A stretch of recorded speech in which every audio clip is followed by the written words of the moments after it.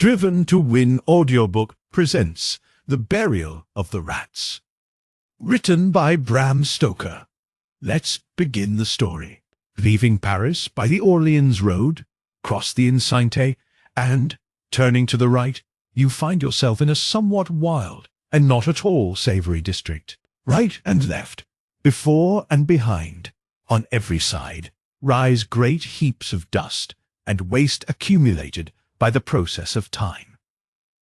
Paris has its night, as well as its day life, and the sojourner who enters his hotel in the Rue de Rivoli or the Rue Saint-Honor late at night or leaves it early in the morning can guess, in coming near Montrouge, if he has not done so already, the purpose of those great wagons that look like boilers on wheels which he finds halting everywhere as he passes. Every city has its peculiar institutions created out of its own needs, and one of the most notable institutions of Paris is its rag-picking population.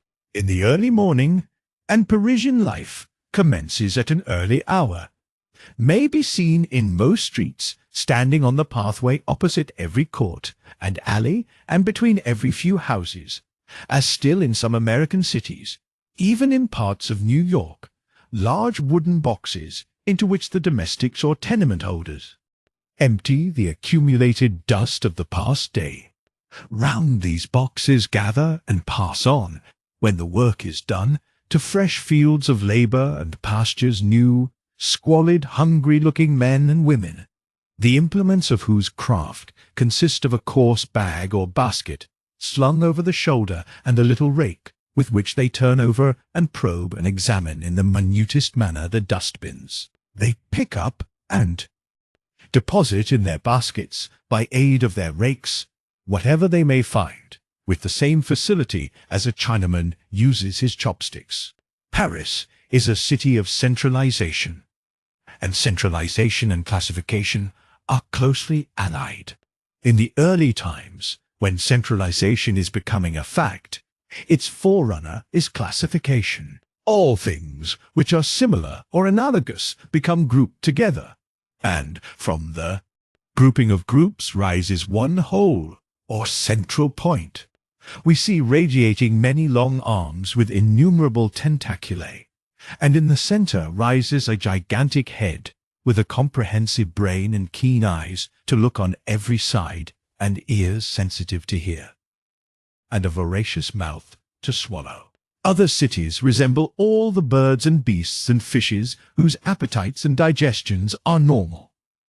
Paris alone is the analogical apotheosis of the octopus, product of centralization carried to an ad absurdum. It fairly represents the devilfish, and in no respects is the resemblance more curious than in the similarity of the digestive apparatus. Those intelligent tourists who, having surrendered their individuality into the hands of Messrs.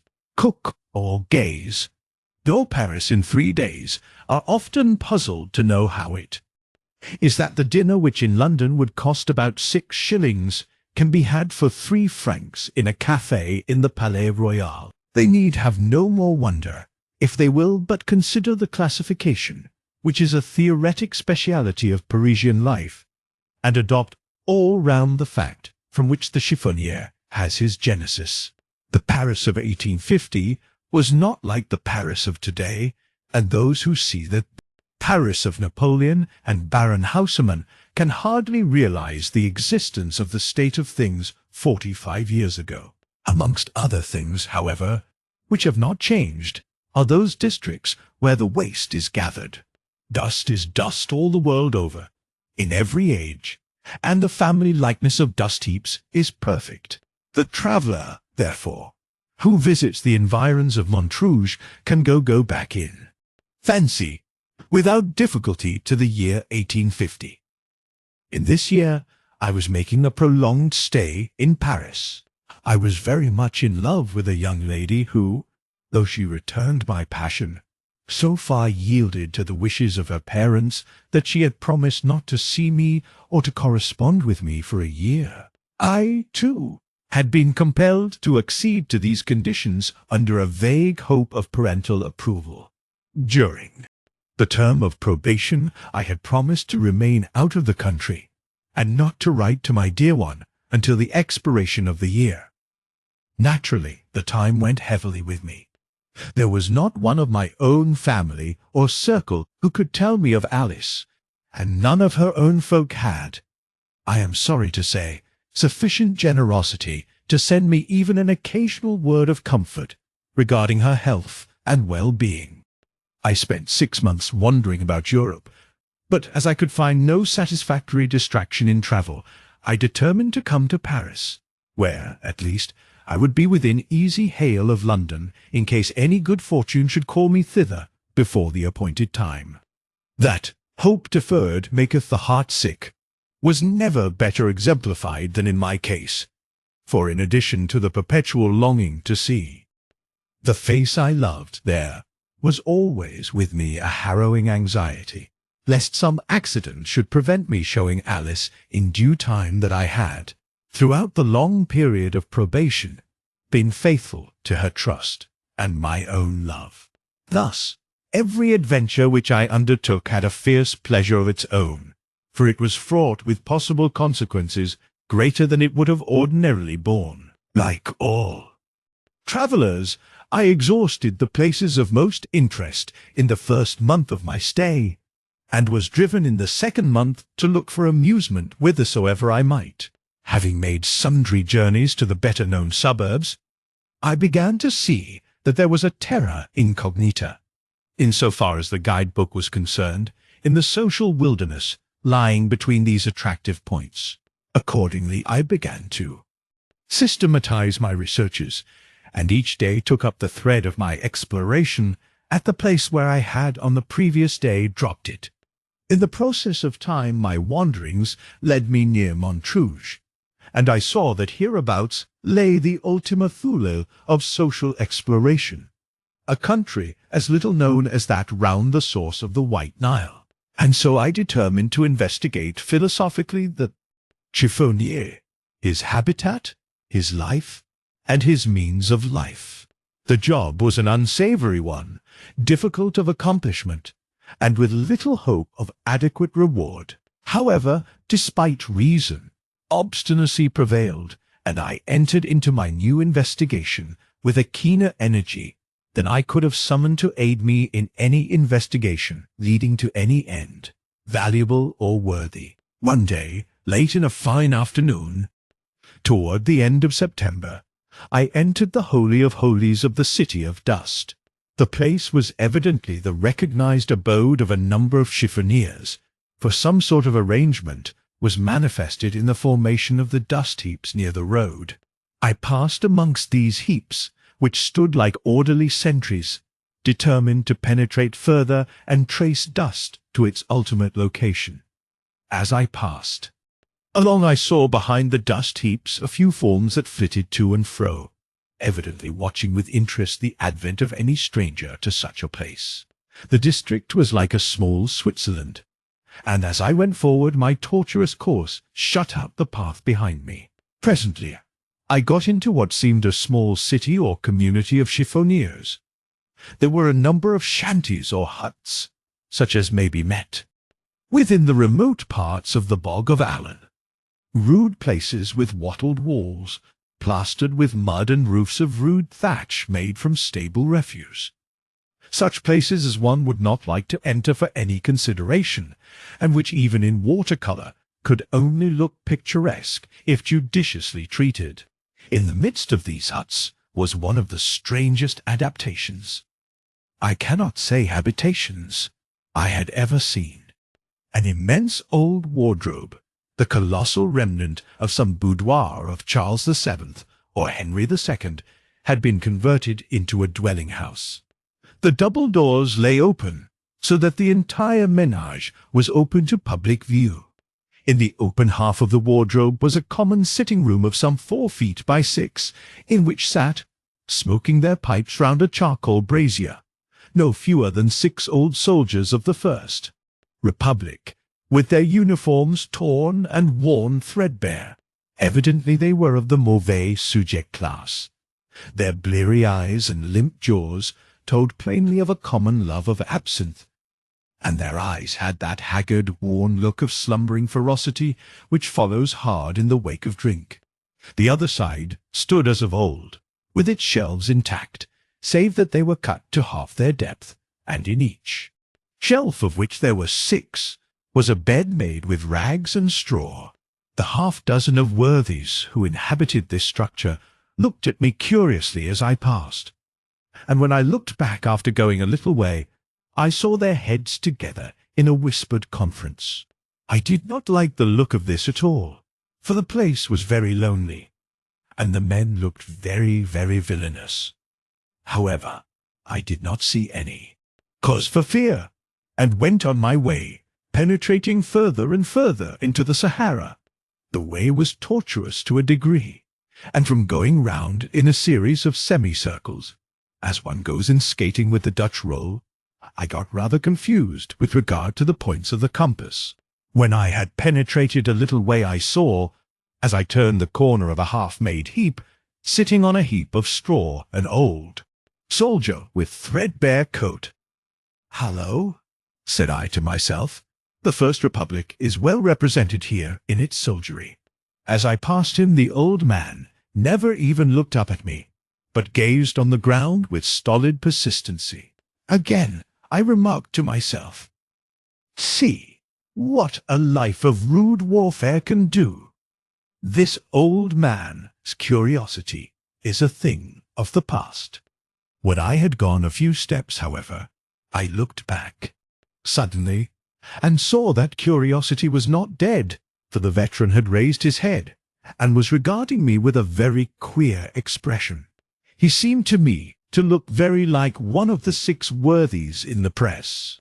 When he saw me looking, he dropped his head, and without thinking further of him, I went on my way, satisfied that there was a strange likeness between these old warriors. Presently I met another old soldier in a similar manner. He, too, did not notice me whilst I was passing. By this time it was getting late in the afternoon, and I began to think of retracing my steps. Accordingly I turned to go back, but could see a number of tracks leading between different mounds, and could not ascertain which of them I should take. In my perplexity I wanted to see someone of whom to ask the way, but could see no one. I determined to go on a few mounds further, and so try to see someone. Not a veteran. I gained my object, for after going a couple of 100 yards, I saw before me a single shanty, such as I had seen before, with, however, the difference that this was not one for living in, but merely a roof with 3 walls open in front. From the evidences which the neighbourhood exhibited, I took it to be a place for sorting. Within it was an old woman, wrinkled and bent with age.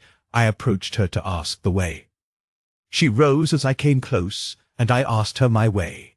She immediately commenced a conversation, and it occurred to me that here, in the very centre of the kingdom of dust, was the place to gather details of the history of Parisian rag-picking, particularly as I could do so from the lips of one who looked like the oldest inhabitant.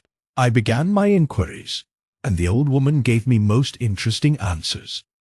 She had been one of the seducers who sat daily before the guillotine, and had taken an active part among the women who signalized themselves by their violence in the Revolution. While we were talking, she said suddenly, "But monsieur must be tired standing," and dusted a rickety old stool for me to sit down. I hardly liked to do so for many reasons, but the poor old woman was so civil that I did not like to run the risk of hurting her by refusing, and moreover the conversation of one who had been at the taking of the Bastille was so interesting that I sat down, and so our conversation went on. While we were talking, an old man, older and more bent and wrinkled even than the woman, appeared from behind the shanty. "Here is Pierre," said she. "Monsieur can hear stories now if he wishes," for Pierre was in everything, from the Bastille to Waterloo. The old man took another stool at my request, and we plunged into a sea of revolutionary reminiscences. This old man, albeit clothed like a scarecrow, was like any one of the 6 veterans. I was now sitting in the center of the low hut with the woman on my left hand and the man on my right, each of them being somewhat in front of me. The place was full of all sorts of curious objects of lumber, and of many things that I wished far away. In one corner was a heap of rags, which seemed to move from the number of vermin it contained, and in the other a heap of bones whose odour was something shocking. Every now and then, glancing at the heaps, I could see the gleaming eyes of some of the rats which infested the place. These loathsome objects were bad enough, but what looked even more dreadful was an old butcher's axe with an iron handle stained with clots of blood leaning up against the wall on the right-hand side. Still, these things did not give me much concern. The talk of the 2 old people was so fascinating that I stayed on, till the evening came and the dust heaps threw dark shadows over the vales between them. After a time I began to grow uneasy. I could not tell how or why, but somehow I did not feel satisfied. Uneasiness is an instinct and means warning. The psychic faculties are often the sentries of the intellect, and when they sound alarm, the reason begins to act, although perhaps not consciously.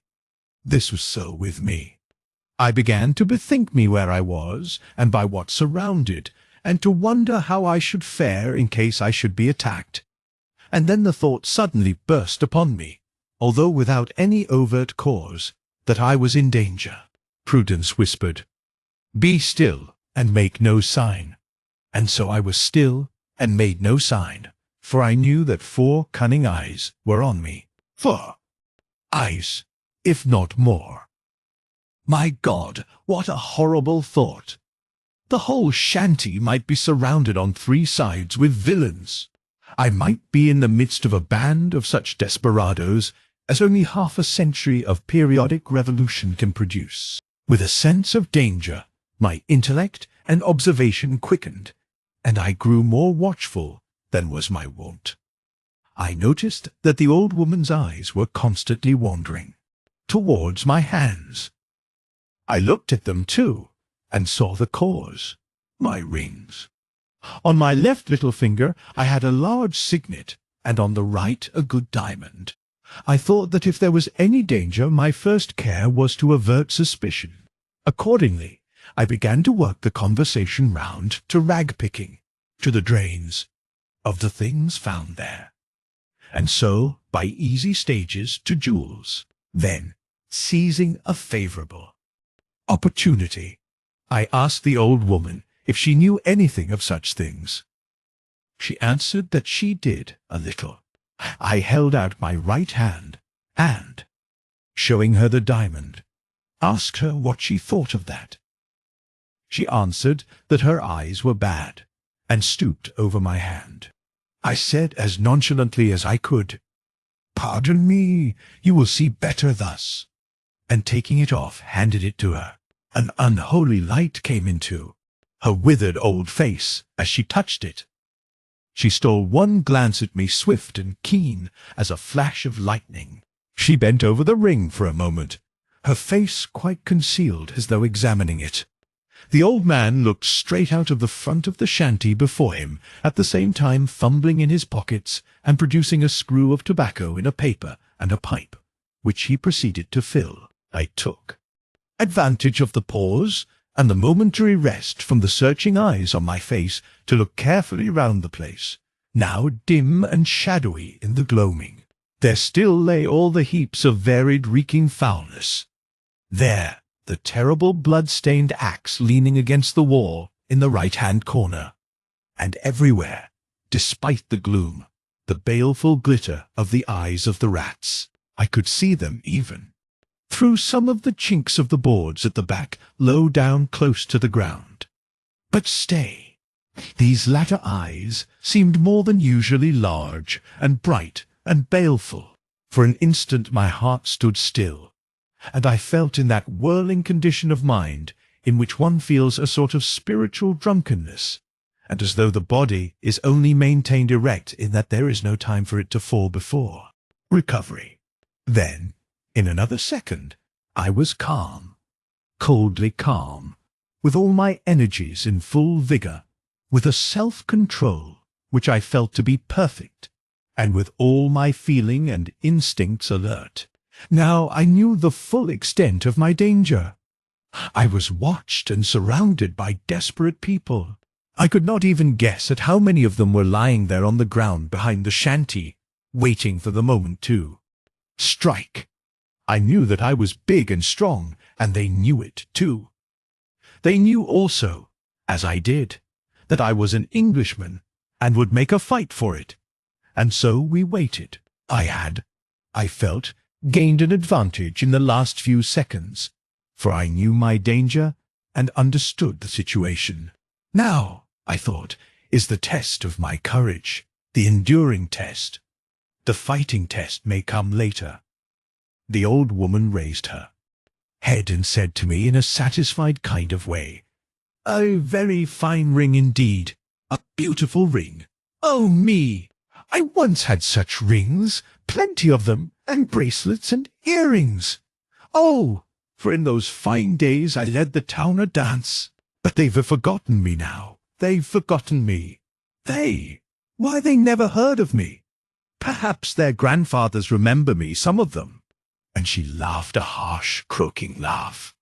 And then I am bound to say that she astonished me, for she handed me back the ring with a certain suggestion of old-fashioned grace, which was not without its pathos. The old man eyed her with a sort of sudden ferocity, half rising from his stool, and said to me suddenly and hoarsely, "Let me see." I was about to hand the ring when the old woman said, "No, no, do not give it to Pierre. Pierre is eccentric. He loses things, and such a pretty ring." "Cat, cat," said the old man savagely. Suddenly the old woman said, rather more loudly than was necessary, "Wait. I shall tell you something about a ring." There was something in the sound of her voice that jarred upon me. Perhaps it was my hypersensitiveness, wrought up as I was to such a pitch of nervous excitement, but I seemed to think that she was not addressing me. As I stole a glance round the place, I saw the eyes of the rats in the bone heaps, but missed the eyes along the back. But even as I looked, I saw them again appear. The old woman's weight had given me a respite from attack, and the men had sunk back to their reclining posture. I once lost a ring, a beautiful diamond hoop that had belonged to a queen, and which was given to me by a farmer of the taxes, who afterwards cut his throat because I sent him away. I thought it must have been stolen and taxed my people, but I could get no trace. The police came and suggested that it had found its way to the drain. We descended, I in my fine clothes, for I would not trust them with my beautiful ring. I know more of the drain since then, and of rats too, but I shall never forget the horror of that place. Alive with blazing eyes, a wall of them just outside the light of our torches. Well, we got beneath my house. We searched the outlet of the drain, and there in the filth found my ring, and we came out. But we found something else also before we came. As we were coming toward the opening, a lot of sewer rats, human ones this time, came towards us. They told the police that one of their number had gone into the drain, but had not returned. He had gone in only shortly before we had, and, if lost, could hardly be far off. They asked help to seek him, so we turned back. They tried to prevent me going, but I insisted. It was a new excitement, and had I not recovered my ring, not far did we go till we came on something. There was but little water, and the bottom of the drain was raised with brick, rubbish, and much matter of the kind. He had made a fight for it, even when his torch had gone out, But they were too many for him. They had not been long about it. The bones were still warm, but they were picked clean. They had even eaten their own dead ones, and there were bones of rats as well as of the man. They took it cool enough, the human ones, and joked of their comrade when they found him dead, though they would have helped him living. Bah, what matters it, life or death? And had you no fear? I asked her. Fear, I asked her. Fear, she said with a laugh. Me have fear, as Pierre.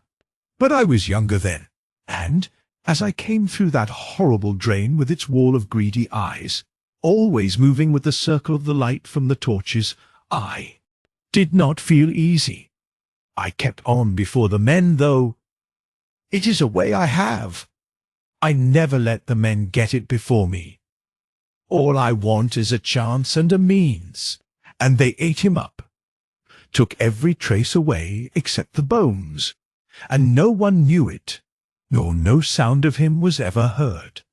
Here she broke into a chuckling fit of the ghastliest merriment which it was ever my lot to hear and see. A great poetess describes her, heroine singing. Oh, to see or hear her singing!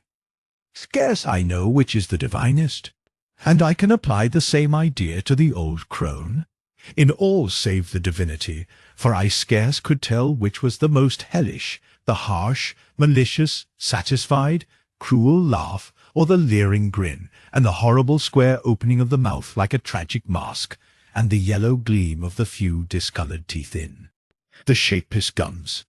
In that laugh, and with that grin, and the chuckling satisfaction, I knew as well as if it had been spoken to me in words of thunder that my murder was settled, and the murderers only bided the proper time for its accomplishment. I could read between the lines of her gruesome story the commands to her accomplices. Wait, she seemed to say, bide your time. I shall strike the first blow. Find the weapon for me, and I shall make the opportunity. He shall not escape. Keep him quiet, and then no one will be wiser. There will be no outcry, and the rats will do their work. It was growing darker and darker. The night was coming. I stole a glance round the shanty. Still all the same. The bloody axe in the corner, the heaps of filth, and the eyes on the bone heaps, and in the crannies of the floor. Pierre had been still ostensibly filling his pipe. He now struck a light and began to puff away at it. The old woman said, "Dear heart, how dark it is! Pierre, like a good lad, light the lamp." Pierre got up, and with the lighted match in his hand, touched the wick of a lamp which hung at one side of the entrance to the shanty, and which had a reflector that threw the light all over the place. It was evidently that which was used for their sorting at night. "Not that, stupid! Not that! Lantern!" she called out to him. He immediately blew it out, saying, "All right, mother, I'll find it," and he hustled about the left corner of the room. The old woman saying through the darkness, "The lantern! The lantern! Oh, that is the light that is most useful to us, poor folks. The lantern was the friend of the revolution. It is the friend of the chiffonier.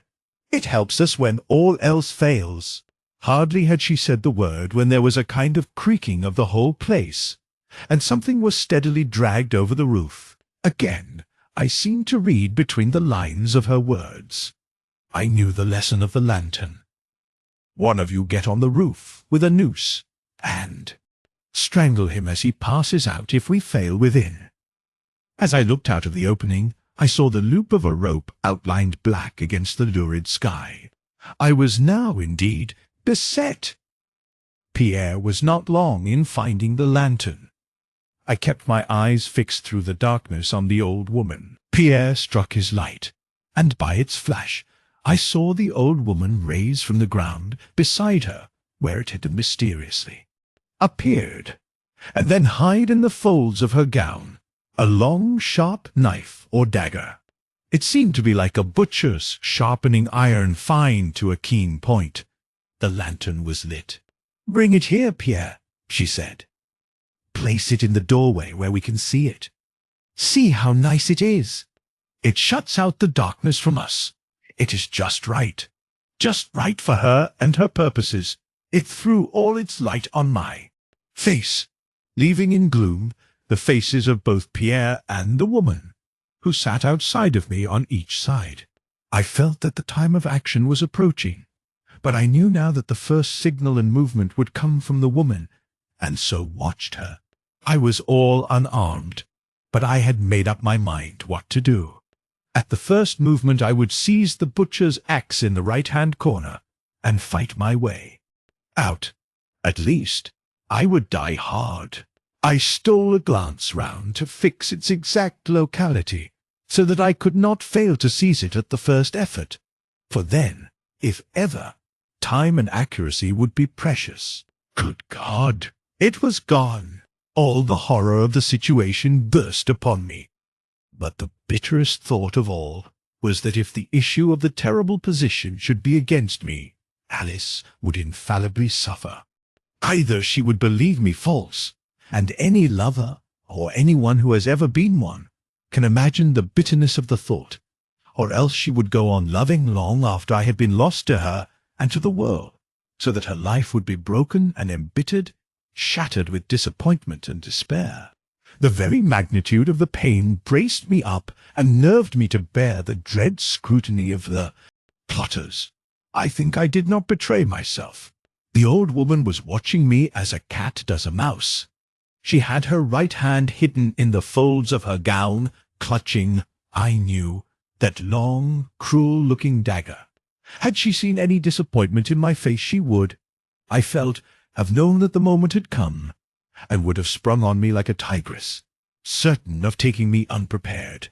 I looked out into the night, and there I saw new cause for danger. Before and around the hut were at a little distance some shadowy forms.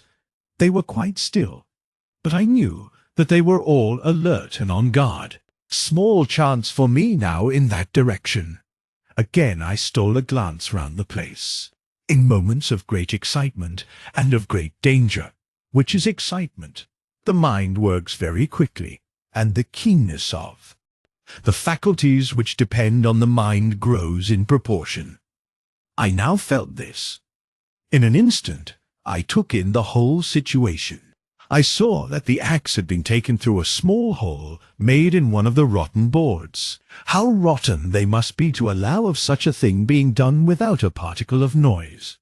The hut was a regular murder trap, and was guarded all around. A garroter lay on the roof, ready to entangle me with his noose if I should escape the dagger of the old hag. In front the way was guarded by I know not how many watchers, and at the back was a row of desperate men. I had seen their eyes still through the crack in the boards of the floor, when last I looked, as they lay prone waiting for the signal to start erect, if it was to be ever, now for it. As nonchalantly as I could I turned, slightly on my stool so as to get my right leg well under me. Then with a sudden jump, turning my head and guarding it with my hands, and with the fighting instinct of the knights of old, I breathed my lady's name and hurled myself against the back wall of the hut. Watchful as they were, the suddenness of my movement surprised both Pierre and the old woman. As I crashed through the rotten timbers, I saw the old woman rise with a leap like a tiger, and heard her low gasp of baffled rage. My feet lit on something that moved, and as I jumped away I knew that I had stepped on the back of one of the row of men lying on their faces outside the hut. I was torn with nails and splinters, but otherwise unhurt. Breathless, I rushed up the mound in front of me, hearing as I went the dull crash of the shanty as it collapsed into a mass. It was a nightmare climb. The mound, though but low, was awfully steep, and with each step I took the mass of dust and cinders, tore down with me, and gave way under my feet. The dust rose and choked me. It was sickening, fetid, awful, but my climb was, I felt, for life or death, and I struggled on. The seconds seemed hours, but the few moments I had starting, combined with my youth and strength, gave me a great advantage. And, though several forms struggled after me in deadly silence which was more dreadful than any sound, I easily reached the top. Since then I have climbed the cone of Vesuvius, and as I struggled up that dreary steep amid the sulphurous fumes, the memory of that awful night at Montrouge came back to me so vividly that I almost grew faint. The mound was one of the tallest in the region of dust, and as I struggled to the top, panting for breath, and with my heart beating like a sledgehammer, I saw away to my left the dull red gleam of the sky, and nearer still the flashing of lights. Thank God! I knew where I was now, and where lay the road to Paris. For 2 or 3 seconds I paused and looked back. My pursuers were still well behind me, but struggling up resolutely and in deadly silence. Beyond, the shanty was a wreck, a mass of timber and moving forms. I could see it well, for flames were already bursting out. The rags and straw had evidently caught fire from the lantern. Still silence there. Not a sound. These old wretches could die game anyhow. I had no time for more than a passing glance, for as I cast an eye round the mound preparatory to making my descent, I saw several dark forms rushing round on either side to cut me off on my way. It was now a race for life. They were trying to head me on my way to Paris, and with the instinct of the moment I dashed down to the right-hand side. I was just in time, for, though I came as it seemed to me down the steep in a few steps, the wary old men who were watching me turned back, and one, as I rushed by into the opening between the 2 mounds in front, almost struck me a blow with that terrible butcher's axe. There could surely not be 2 such weapons about. Then began a really horrible chase. I easily ran ahead of the old men, and even when some younger ones and a few women joined in the hunt, I easily distanced them. But I did not know the way, and I could not even guide myself by the light in the sky, for I was running away from it. I had heard that, unless of conscious purpose, hunted men turn always to the left, and so I found it now. And so, I suppose, knew also my pursuers, who were more animals than men, and with cunning or instinct had found out such secrets for themselves. For on finishing a quick spurt, after which I intended to take a moment's breathing space, I suddenly saw ahead of me 2 or 3 forms swiftly passing behind a mound to the right. I was in the spider's web now indeed, but with the thought of this new danger came the resource of the hunted, and so I darted down the next turning to the right. I continued in this direction for some 100 yards, and then, making a turn to the left again, felt certain that I had, at any rate, avoided the danger of being surrounded, but not of pursuit, for on came the rabble after me, steady, dogged, relentless, and still in grim silence. In the greater darkness the mounds seemed now to be somewhat smaller than before, although, for the night was closing, they looked bigger in proportion. I was now well ahead of my pursuers, so I made a dart up the mound in front. Oh, joy of joys! I was close to the edge of this inferno of dust heaps. Away behind me the red light of Paris was in the sky, and towering up behind rose the heights of Montmartre, a dim light, with here and there brilliant points like stars. Restored to vigor in a moment, I ran over the few remaining mounds of decreasing size, and found myself on the level land beyond. Even then, however, the prospect was not inviting. All before me was dark and dismal, and I had evidently come on one of those dank, low-lying waste places which are found here and there in the neighborhood of great cities, places of waste and desolation, where the space is required for the ultimate agglomeration of all that is noxious, and the ground is so poor as to create no desire of occupancy even in the lowest squatter. With eyes accustomed to the gloom of the evening, and away now from the shadows of those dreadful dust heaps, I could see much more easily than I could a little while ago. It might have been, of course, that the glare in the sky of the lights of Paris, though the city was some miles away, was reflected here. Howsoever it was, I saw well enough to take bearings for certainly. Some little distance around me. In front was a bleak, flat waste that seemed almost dead level, with here and there the dark shimmering of stagnant pools. Seemingly far off on the right, amid a small cluster of scattered lights, rose a dark mass of Fort Montrouge, and away to the left in the dim distance, pointed with stray gleams from cottage windows, the lights in the sky showed the locality of Bicêtre. A moment's thought decided me to take to the right and try to reach Montrouge. There at least would be some sort of safety, and I might possibly long before come on some of the crossroads which I knew. Somewhere, not far off, must lie the strategic road made to connect the outlying chain of forts circling the city. Then I looked back, coming over the mounds, and outlined black against the glare of the Parisian horizon. I saw several moving figures, and still away to the right several more deploying out between me and my destination. They evidently meant to cut me off in this direction, and so my choice became constricted. It lay now between going straight ahead or turning to the left, stooping to the ground, so as to get the advantage of the horizon as a line of sight. I looked carefully in this direction, but could detect no sign of my enemies.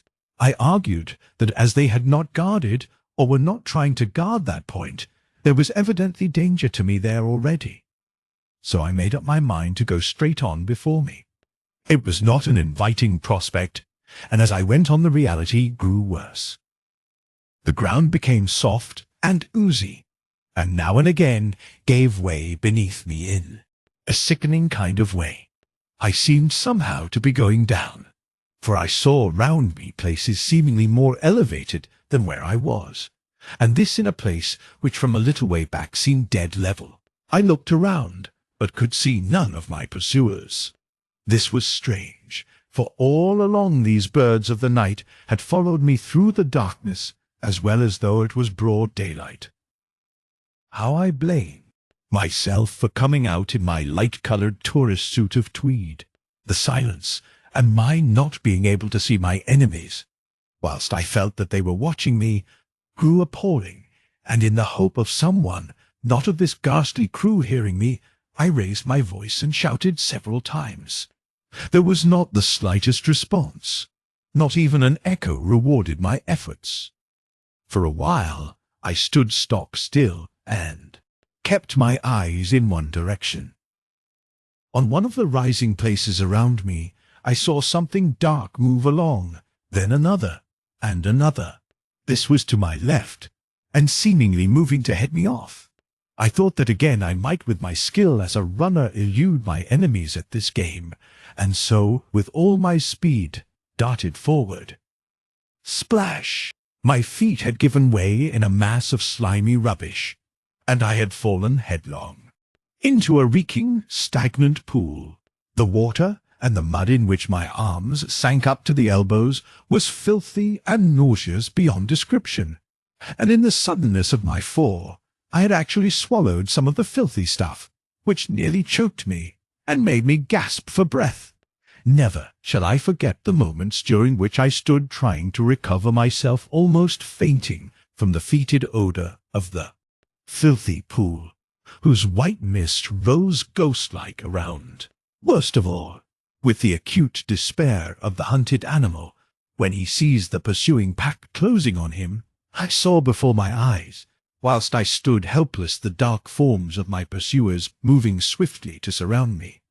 It is curious how our minds work on odd matters, even when the energies of thought are seemingly concentrated on some terrible and pressing need. I was in momentary peril of my life. My safety depended on my action, and my choice of alternatives coming now with almost every step I took, and yet I could not but think of the strange dogged persistency of these old men, their silent resolution, their steadfast, grim persistency, even in such a cause commanded, as well as fear, even a measure of respect. What must they have been, in the vigor of their youth? I could understand now that whirlwind rush on the bridge of Arcola, that scornful exclamation of the old guard at Waterloo. Unconscious cerebration has its own pleasures, even at such moments. But fortunately, it does not in any way clash with the thought from which action springs. I realized at a glance that so far I was defeated in my object. My enemies as yet had. 1. They had succeeded in surrounding me on 3 sides, and were bent on driving me off to the left hand, where there was already some danger for me, for they had left no guard. I accepted the alternative. It was a case of Hobson's choice and run.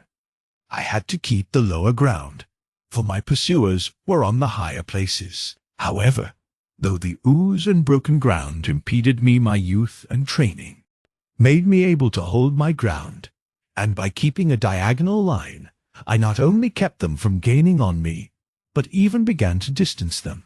This gave me new heart and strength, and by this time habitual training was beginning to tell, and my second wind had come. Before me the ground rose slightly. I rushed up the slope and found before me a waste of watery slime, with a low dike or bank looking black and grim beyond. I felt that if I could but reach that dike in safety, I could there, with solid ground under my feet and some kind of path to guide me, find with comparative ease a way out of my troubles. After a glance right and left, and seeing no one near, I kept my eyes for a few minutes to their rightful work of aiding my feet whilst I crossed the swamp. It was rough, hard work, but there was little danger, merely toil, and a short time took me to the dike. I rushed up the slope exulting, but here again I met a new shock. On either side of me rose a number of crouching figures. From right and left they rushed at me. Each body held a rope. The cordon was nearly complete. I could pass on neither side, and the end was near. There was only one chance, and I took it. I hurled myself across the dike, and escaping out of the very clutches of my foes, threw myself into the stream. At any other time I should have thought that water foul and filthy, but now it was as welcome as the most crystal stream to the parched traveller. It was a highway of safety. My pursuers rushed after me. Had only one of them held the rope, it would have been all up with me, for he could have entangled me before I had time to swim a stroke.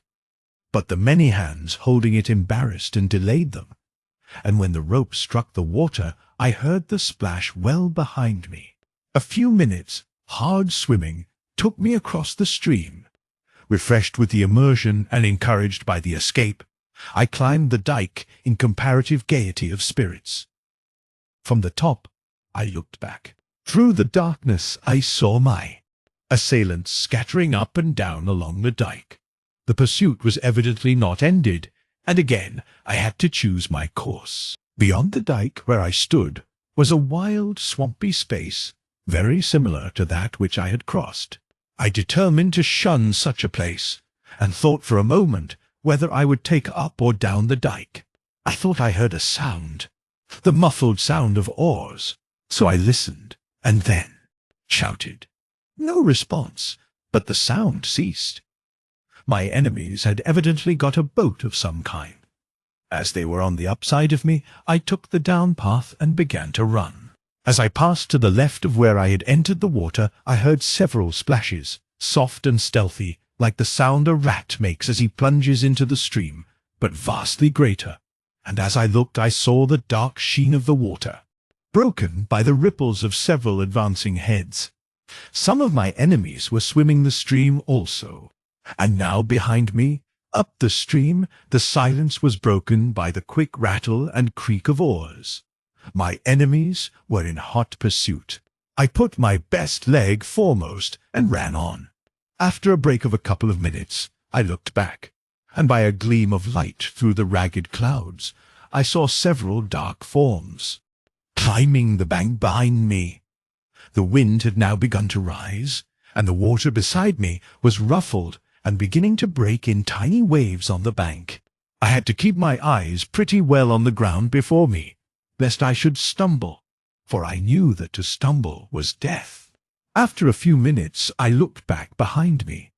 On the dike were only a few dark figures, but crossing the waste, swampy ground were many more. What new danger this portended I did not know, could only guess. Then, as I ran, it seemed to me that my track kept ever sloping away to the right. I looked up ahead, and saw that the river was much wider than before, and that the dike on which I stood fell quite away, and beyond it was another stream on whose near bank I saw some of the dark forms now across the marsh. I was on an island of some kind. My situation was now indeed terrible, for my enemies had hemmed me in on every side. Behind came the quickening roll of the oars, as though my pursuers knew that the end was close. Around me on every side was desolation. There was not a roof or light, as far as I could see. Far off to the right rose some dark mass, but what it was I knew not. For a moment I paused to think what I should do, not for more, for my pursuers were drawing closer. Then my mind was made up. I slipped down the bank and took to the water. I struck out straight ahead, so as to gain the current by clearing the backwater of the island, for such I presume it was. When I had passed into the stream, I waited till a cloud came driving across the moon and leaving all in darkness. Then I took off my hat and laid it softly on the water floating with the stream, and a second after dived to the right and struck out under water with all my might.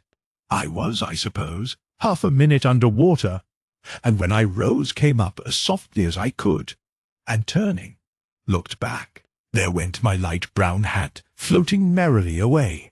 Close behind it came a rickety old boat, driven furiously by a pair of oars. The moon was still partly obscured by the drifting clouds, but in the partial light I could see a man in the bows, holding aloft ready to strike what appeared to me to be that same dreadful poleaxe which I had before escaped. As I looked, the boat drew closer, closer, and the man struck savagely. The hat disappeared. The man fell forward, almost out of the boat. His comrades dragged him in, but without the axe.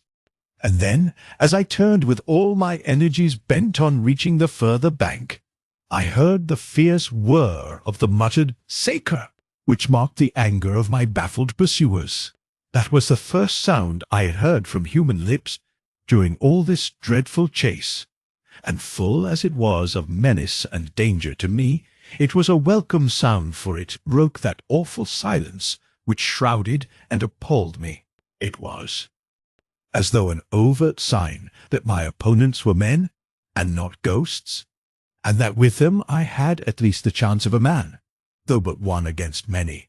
But now that the spell of silence was broken, the sounds came thick and fast.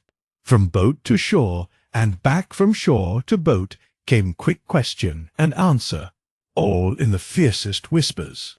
I looked back, a fatal thing to do, for in the instant someone caught sight of my face, which showed white on the dark water, and shouted. Hands pointed to me, and in a moment or two the boat was under way, and following hard after me. I had but a little way to go, but quicker and quicker came the boat after me. A few more strokes, and I would be on the shore, but I felt the oncoming of the boat, and expected each second to feel the crash of an oar or other weapon on my head.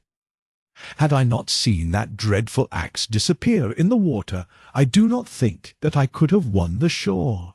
I heard the muttered curses of those not rowing and the labored breath of the rowers. With one supreme effort for life or liberty, I touched the bank and sprang up it. There was not a single second to spare, for hard behind me the boat grounded and several dark forms sprang after me. I gained the top of the dike, and keeping to the left ran on again. The boat put off and followed down the stream. Seeing this, I feared danger in this direction, and quickly turning, ran down the dike on the other side, and after passing a short stretch of marshy ground, gained a wild, open, flat country, and sped on. Still behind me came on my relentless pursuers. Far away, below me, I saw the same dark mass as before, but now grown closer and greater. My heart gave a great thrill of delight, for I knew that it must be the fortress of Bicetre, and with new courage I ran on. I had heard that between each and all of the protecting forts of Paris there are strategic ways, deep sunk roads, where soldiers marching should be sheltered from an enemy. I knew that if I could gain this road I would be safe, but in the darkness I could not see any sign of it, so, in blind hope of striking it, I ran on. Presently I came to the edge of a deep cut, and found that down below me ran a road guarded on each side by a ditch of water, fenced on either side by a straight, high wall. Getting fainter and dizzier, I ran on. The ground got more broken, more and more still, till I staggered and fell, and rose again, and ran on in the blind anguish of the hunted. Again the thought of Alice nerved me. I would not be lost and wreck her life. I would fight and struggle for life to the bitter end. With a great effort I caught the top of the wall. As, scrambling like a catamount, I drew myself up, I actually felt a hand touch the sole of my foot. I was now on a sort of causeway, and before me I saw a dim light. Blind and dizzy, I ran on, staggered, and fell, rising, covered with dust and blood. The words sounded like a voice from heaven. A blaze of light seemed to enwrap me, and I shouted with joy, "Qui va là?" The rattle of musketry, the flash of steel before my eyes. Instinctively I stopped, though close behind me came a rush of my pursuers. Another word or two, and out from a gateway poured, as it seemed to me, a tide of red and blue, as the guard turned out. All around seemed blazing with light, and the flash of steel, the clink and rattle of arms, and the loud, harsh voices of command. As I fell forward, utterly exhausted, a soldier caught me.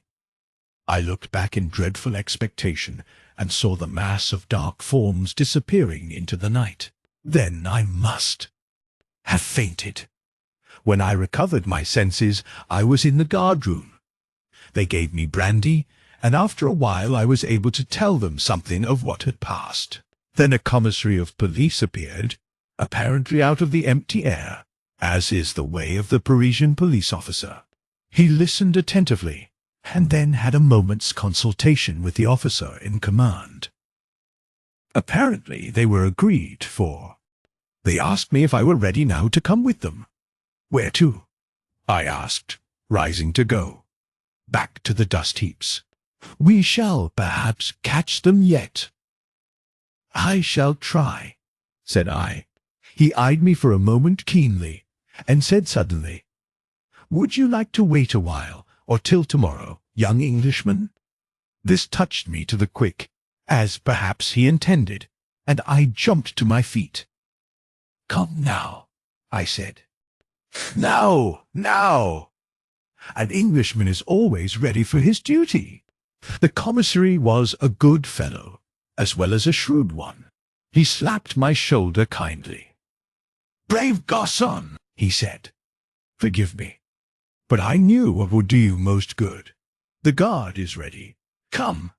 And so, passing right through the guard-room, and through a long vaulted passage, we were out into the night. A few of the men in front had powerful lanterns. Through courtyards and down a sloping way we passed out through a low archway to a sunken road, the same that I had seen in my flight. The order was given to get at the double, and with a quick, springing stride, half run, half walk, the soldiers went swiftly along. I felt my strength renewed again. Such is the difference between hunter and hunted. A very short distance took us to a low-lying pontoon bridge across the stream, and evidently very little higher up than I had struck it. Some effort had evidently been made to damage it, for the ropes had all been cut, and one of the chains had been broken. I heard the officer say to the commissary, "We are just in time." A few more minutes, and they would have destroyed the bridge. "Forward, quicker still," and on we went. Again we reached a pontoon on the winding stream. As we came up, we heard the hollow boom of the metal drums as the efforts to destroy the bridge was again renewed. A word of command was given, and several men raised their rifles. Fire! A volley rang out. There was a muffled cry, and the dark forms dispersed. But the evil was done, and we saw the far end of the pontoon swing into the stream. This was a serious delay, and it was nearly an hour before we had renewed ropes and restored the bridge sufficiently to allow us to cross. We renewed the chase. Quicker, quicker, quicker we went towards the dust heaps. After a time we came to a place that I knew. There were the remains of a fire. A few smouldering wood ashes still cast a red glow, but the bulk of the ashes were cold. I knew the sight of the hut and the hill behind it up which I had rushed, and in the flickering glow the eyes of the rats still shone with a sort of phosphorescence. The commissary spoke a word to the officer, and he cried, "Halt!" The soldiers were ordered to spread around and watch, and then we commenced to examine the ruins. The commissary himself began to lift away the charred boards and rubbish. These the soldiers took and piled together. Presently he started back, then bent down and rising beckoned me. "See," he said. It was a gruesome sight.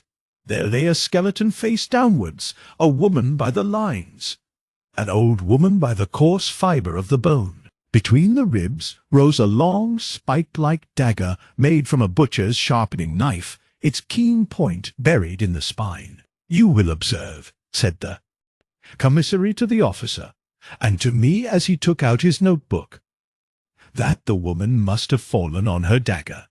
The rats are many here. See their eyes glistening among that heap of bones, and you will also notice, I shuddered as he placed his hand on the skeleton, that but little time was lost by them, for the bones are scarcely cold. There was no other sign of anyone near, living or dead, and so deploying again into line the soldiers passed on. Presently we came to the hut made of the old wardrobe. We approached. In 5 of the 6 compartments was an old man sleeping so soundly that even the glare of the lanterns did not wake them. Old and grim and grizzled they looked, with their gaunt, wrinkled, bronzed faces and their white moustaches. The officer called out harshly and loudly a word of command, and in an instant each one of them was on his feet before us, and standing at attention. "What do you hear?" "We sleep," was the answer. "Where are the other chiffoniers?" asked the commissary. "Gone to work." "And you?" "We are on guard." "Pest! Pest!" laughed the officer grimly, as he looked at the old men, one after the other in the face, and added with cool, deliberate cruelty, "Asleep on duty! Is this the manner of the old guard? No wonder, then, a Waterloo!" By the gleam of the lantern I saw the grim old faces grow deadly pale, and almost shuddered at the look in the eyes of the old men as the laugh of the soldiers echoed the grim pleasantry of the officer. I felt in that moment that I was in some measure avenged. For a moment they looked as if they would throw themselves on the taunter, but years of their life had schooled them, and they remained still. "You are but 5, said the commissary. "Where is the 6th? The answer came with a grim chuckle. "He is there," and the speaker pointed to the bottom of the wardrobe. "He died last night. You'll one find much of him. The burial of the rats is quick." The commissary stooped and looked in. Then he turned to the officer and said calmly, "We may as well go back. No trace here now. Nothing to prove that man was the one wounded by your soldiers' bullets. Probably they murdered him to cover up the trace. See!" Again he stooped and placed his hands on the skeleton. "The rats work quickly, and they are many. These bones are warm." I shuddered, and so did many more of those around me. "Form," said the officer, and so in marching order, with the lanterns swinging in front and the manacled veterans in the midst, with steady tramp we took ourselves out of the dust heaps and turned backward to the fortress of Bicêtre. My year of probation has long since ended, and Alice is my wife. But when I look back upon that trying 12-month, one of the most vivid incidents that memory recalls is that associated with my visit to the City of Dust. Here, the story comes to an end. If you enjoy quality English audiobooks uploaded regularly, be sure to subscribe to Driven to Win Audiobook. From timeless classics to modern masterpieces, you will find them all here. Thank you for listening to Driven to Win Audiobook.